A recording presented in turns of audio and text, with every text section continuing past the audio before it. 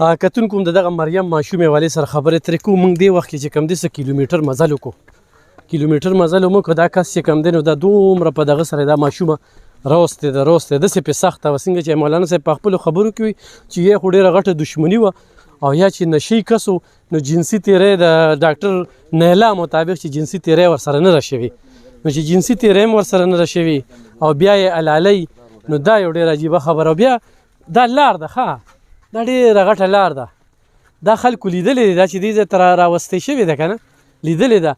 خو د پلار مطابق چې کوم دی دا چېرته د شپې 12 بجې لاله شوې ده، نو چې 12 بجې د شپې دا لاله شوې ده نو سار پولیس ته اطلاع څنګه راغلی ده، دې ځای ته څنګه راغلی، خو دا به چا لیدلې وي که نه، دا به چا لیدلې وي نو چې هلته یو ماشومه مړه پرته ده. نو داسې ده سر صاحب. بالکل جی بالکل، دا چې مثال ماښام مانځه نه وروسته مثال دا ماشومه دې خوا راغلی شوې کوره بېدرکه شوې ده، ماښام مانځه نه پس و که نه هغې نه وروسته را بېدرکه شوې ده. ټیک شوه جی، خلکو ته شپې 12 بجې پته لګېدلې ده، 12 بجې خلکو ته پته لګېدلې ده جی. دا ماشوم کم از کم دا به چا لیدلي، دا خو څه کم کیلومیټر مزل دی، که خیال کېږي نو په لار باندې ډېر کورونه هم دي او د ماښام مانځه نه وروسته خو ټول خلک لارو کوڅو کې جي. څه وایې دې واقعیت څنګه ګورې؟ دې واقعیت خو ډېر په بد دغه ګورم جي، دا خو لکه ډېر ظلم دی، ډېر زیاتې دی، د ظلم انتها ده. د دې ظلم د پاسه خو ظلم نه ونشي کېدی، خو بس کم از کم ډي پي او صاحب ته، احسان شاه ډي اس پي صاحب ته، ټول انسټیګیشن والا ته مې دا خواست دی چې دا تفتیش دې سم تیز کړي او دا ملزمان دې زر تر زره ګرفتار شي او داسې سزا دې ولې ورکړی شي چې خلک ته عبرت والي. نور هر سړي ته دا پکار دی، که موږ د شابلې خلک یو، زه د دې ځای منتخب چیرمین یم، په لوخاب مې نوم دی.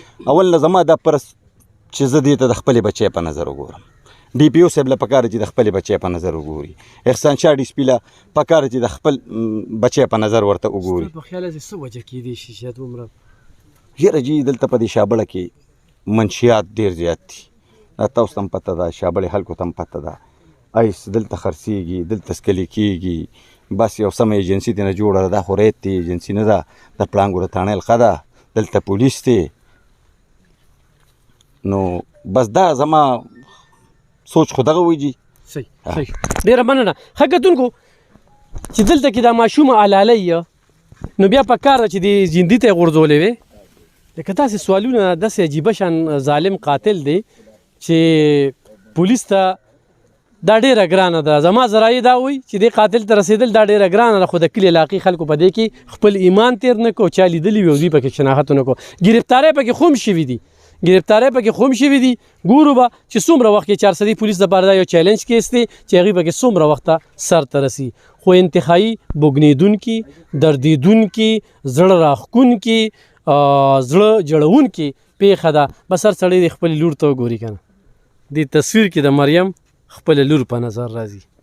مریم ډېره په بې دردۍ سره د اړوکې وله پرې کړې دي، ښه پوره.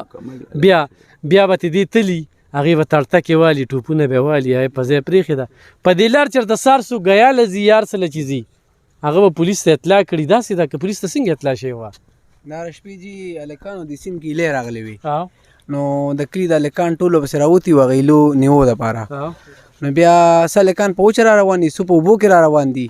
نو چې کوم په وچه هلکان وه هغې لیدلې وه دا ماشومه، لکه ایلې راغلې وې سیند کې، نو څه هلکان په اوبو کې روان دي، څو په وچه روان دي. دا په وچه چې کوم هلکان روان وو نو دوی دا ماشومه چې کوم دی دا دوی ولیده، نو دوی بیا شخې جوړوي کې چېرې ماشومانو دلته چې کوم ملګري وو 4-5 هلکان بس پاټۍ بېهوشه شو، راپرېوتل چې ویلي ده چې داسې دي.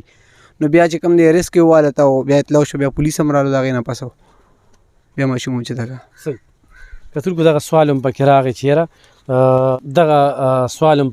یاره دوی څنګه خبر شوي دي. بار خلک کتونکو دغه خبرې هم درسره شریکولې. په دې واقعه به زمونږ نظر وي، بار به راځو.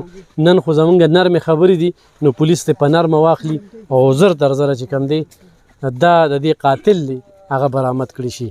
څومره چې سستي کېږي، سسروي کېږي، زمونږ په نظر بیا به راځو. په دې به زمونږ ترخه خبرې کوو تر څو چې د مریم د دغې تنکۍ غوټۍ د دغې پري قاتلان مخې ته نه راغلي.